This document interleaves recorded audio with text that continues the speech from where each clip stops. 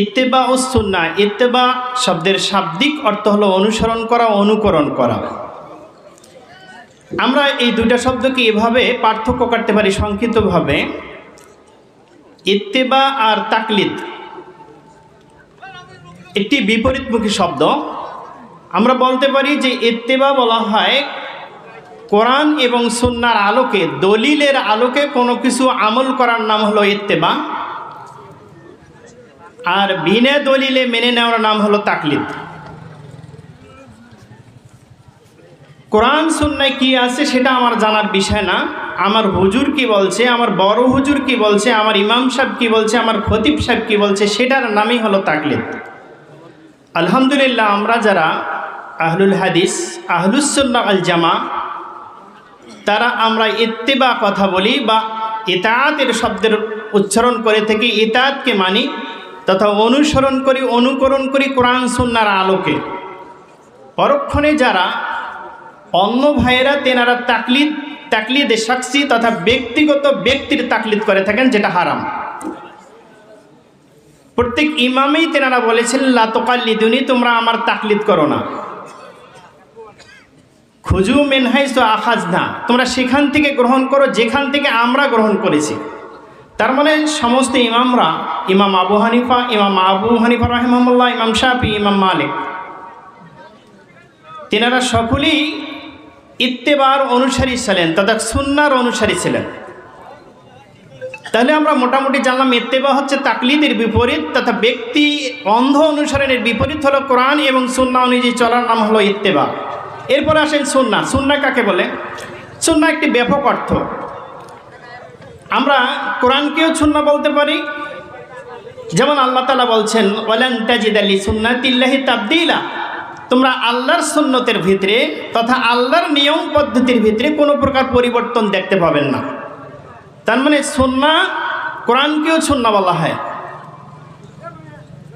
আবার হাদিসকেও সুন্নাহ বলা হয়। as-সুন্নাহ মুরাদিফুন লিল হাদিস, সুন্নাহ হলো হাদিসের সমর্থবোধক শব্দ। তাহলে আমরা যদি বলি যে সুন্নাহ বলা হচ্ছে যেটা হাদিসের মুরাদিফ, তাহলে হাদিস কাকে বলে? মা উযীফা ইলান নবী সাল্লাল্লাহু আলাইহি ওয়াসাল্লাম মিন কাওলিন আও ফিলিন আও তাকরিরিন, রাসূল সাল্লাল্লাহু আলাইহি ওয়াসাল্লামের কথা কাজ মৌনসম্মতিকে হাদিস বলা হয়। তাহলে রাসূল সাল্লাল্লাহু আলাইহি ওয়াসাল্লামের কথা কাজ মৌনসম্মতিকে সুন্নাহ বলা হয়। যদি আবার কেউ বলছেন যে না, শুধু রাসূল সাল্লাল্লাহু আলাইহি ওয়াসাল্লামের কথা কাজটাকেই সুন্নাহ বলা হয়, অন্যটা না। সম্মানিত উপস্থিতি, সুন্নাহ এরপরে বলা হচ্ছে ইত্তেবাউস সুন্নাহ।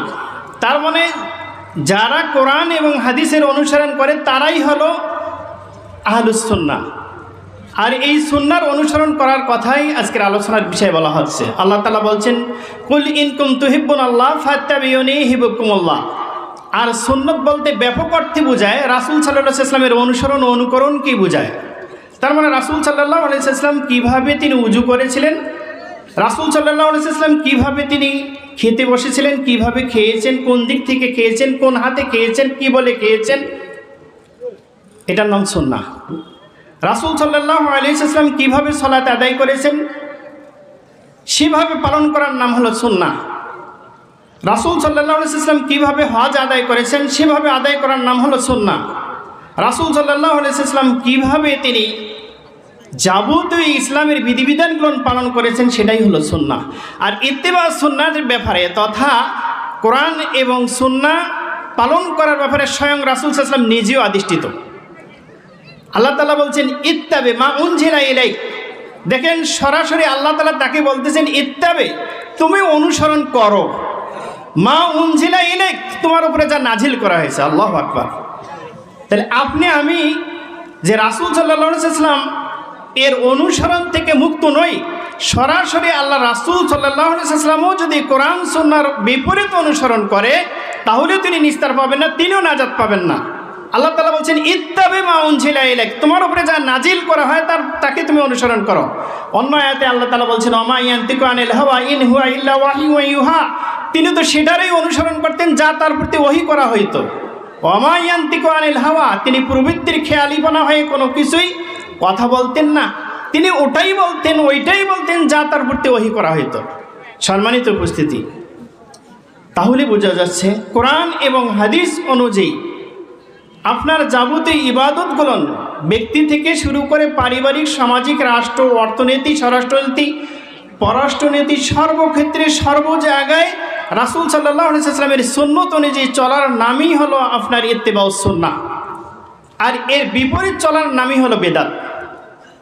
এই কারণে ইমাম মালিক রাহিমাহুল্লাহ বলছেন, প্রত্যেক ওই কথা কাজ যেটা আল্লাহ রাসূল সাল্লাল্লাহু আলাইহি ওয়াসাল্লামের যুগে ছিল না, মা লাম ইয়াকুন আলা আহাদিন নবী সাল্লাল্লাহু আলাইহি ওয়াসাল্লাম ওয়া আসহাবি দীনান লাম ইয়াকুনিল ইয়ামা দীনা। প্রত্যেক ওই কথা এবং কাজ যাহা রাসূল সাল্লাল্লাহু আলাইহি ওয়াসাল্লামের যুগে এবং সাহাবীদের যুগে ছিল না, সেটা আজকের দিনে সেই কথা কাজটা মেনে নেওয়াই হচ্ছে দিনের অন্তর্ভুক্ত নয়, সেটাই হচ্ছে বেদাত। তাহলে সুন্নাহর বিপরীত শব্দ হচ্ছে বেদাত। সম্মানিত উপস্থিতি, আল্লাহ তাআলা যেন আমাদের এই সংক্ষিপ্ত সময়ে যতটুকু বুঝলাম যে সুন্নাহ এর গুরুত্ব বুঝে অনুধাবন করার তৌফিক দান করেন, সকলে বলি আমিন। পরিশেষে শুধু এতটুকু বলতে চাই, আল্লাহ তাআলা আপনার আমার জীবনটাকে একটি পানির সাথে তুলনা করেছেন। বলেন তো কিসের সাথে? ওয়াদরিব লাহুম মাসালাল হায়াতিদ দুনিয়া কামাইন আনজালনাহু মিনাস সামা। আল্লাহ বলছেন, মুহাম্মদ তাদের জন্য দৃষ্টান্ত স্থাপন করো। তাদের জীবনটা হায়াতি, অর্থাৎ তাদের এই দুনিয়ার জীবনটা উদাহরণ দাও কার সঙ্গে? পানির সঙ্গে। পানি কি জিনিস? পানির অপর নাম জীবন। পানি যেমন মানুষের জীবনকে রক্ষা করে, পানি আবার মানুষের জীবন কেড়ে নেয়। অনেকে পানিতে পরে হাবুডুবু খেয়ে মারাও যায়, তাই না? সম্মানিত উপস্থিতি, কয়লাতুল হুকামা, আমি 4টা পয়েন্ট শুধু বলে শেষ করে দেবো সংক্ষিপ্ত আকারে। কেন আল্লাহ তাআলা মানুষের এই জীবনটাকে পানির সঙ্গে তুলনা করল? এক, ইমাম কুরতুবী রাহিমাহুল্লাহ তার তাফসীর কুরতুবীর মধ্যে নিয়ে এসেছেন যে এই সূরা কাহফের 45 নম্বর আয়াতের ব্যাখ্যায় তিনি বলছেন, কেননা পানি লা ইস্তাকিরু ফি মাওদিন ওয়াহিদ, এক জায়গায় পানি থাকে না। মানুষের জীবনটাও এক জায়গায় থাকে না, চেঞ্জ হয়ে যায়। আজকে ধনী কাল গরিব, আজকে সুস্থ কাল অসুস্থ। মানুষের জীবনও চেঞ্জ হয়ে যায়, পরিবর্তন হয়ে যায়। আজকে যুবক, এক সময় ছিলাম শিশু, এখন তারপরে আবার শৈশব কৈশোর পেরিয়ে আমরা বৃদ্ধ বয়সে পৌঁছে যাব। এমন একটা সময় আসবে আর আমরা বিছানা থেকেও দাঁড়াইতে পারবো না, তারপরে আমাদের জীবন শেষ হয়ে যাবে। পানিও একই অবস্থায় এক জায়গায় থাকে না, পানিও এক জায়গায় থাকে না। খাল, নদী, নালা ইত্যাদি থেকে পানি সচরাচর চলতেই থাকে, তারও জীবনটা পানিরও গতিটা চলতেই থাকে। 2 নম্বর বলছেন, লিআন্নাল মা লা ইস্তাকিমু আলা হালাতিন ওয়াহিদাতিন, একই অবস্থায় থাকে না। এইরকম মানুষের জীবনটাও এক অবস্থায় থাকে না, সেম মার্কে দুইটাই। 3 নম্বরে বলেছেন, লিআন্নাল মা লা ইয়াকদিরু আহাদুন আন ইয়াদখুলা, কোনো ব্যক্তির জন্য সমুচিত নয়, উচিত নয় যে সে পানিতে নামবে কিন্তু ভিজবে না। কোনো ব্যক্তি বলতে পারবে যে আমি পানিতে নামবো তবে আমি ভিজবো না? এটা কি সম্ভব? তদ্রূপ যদি কোনো ব্যক্তি দুনিয়া কামাই করতে যায়, তাহলে দুনিয়ার ফিতনা তাকে গ্রাস করবেই।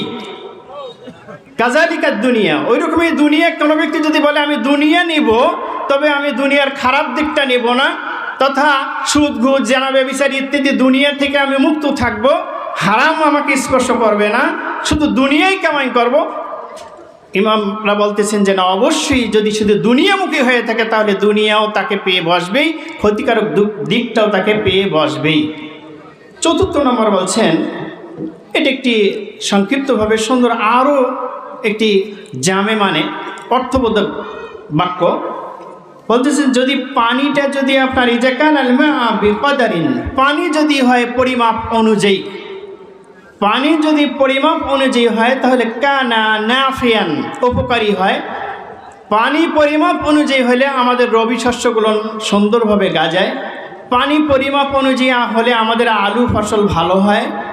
আর পানি যদি বেশি হয় তাহলে কানা মুহলিকান, তাহলে ধ্বংস হয়, আমাদের জীবন চলে যায়, ফসল ফলাদি বিনষ্ট হয়ে যায়। এইরকমই দুনিয়া যদি আপনার অর্জন হয় স্বাভাবিকভাবে, আপনার জীবন চলার জন্য যদি দুনিয়া অর্জন করতে পারেন তাহলে সেটা আপনার জন্য উপকারী। দুনিয়া যদি আপনি বেশি করে নেন তাহলে এই পানির মতো, যেমন বেশি পানি হলে হাবুডুবু খেয়ে মারা যেতে হয়, একইভাবে দুনিয়াও যদি বেশি হয়ে যায় তাহলে আপনার এই দুনিয়ার কারণে আপনাকে কিয়ামতের দিন ইন্নামা আমওয়ালুকুম ওয়া আওলাদুকুম ফিতনা, অর্থাৎ সম্পদ এবং সন্তানাদি তোমাদের ফিতনার কারণ হবে। তাহলে এই দুনিয়ায় আমাদের জন্য বিপদের কারণ হবে। সম্মানিত উপস্থিতি, আল্লাহ তাআলা যেন আমাদেরকে এই জীবনটাকে পানির সঙ্গে যে আল্লাহ তাআলা তুলনা করেছেন সেই অনুযায়ী জীবন যাপন করে ইহকালকে ত্যাগ করার এবং পরকালের নাজাত অর্জন করার তৌফিক দান করেন। সকলে বলে আমিন। এই প্রোগ্রামের যারা আয়োজন করেছেন আল্লাহ তাআলা তাদেরকে এবং আমাদের সকলকে যেন পরকালে এর নাজাতের ওসিলা করে দেন। সকলে বলে আমিন।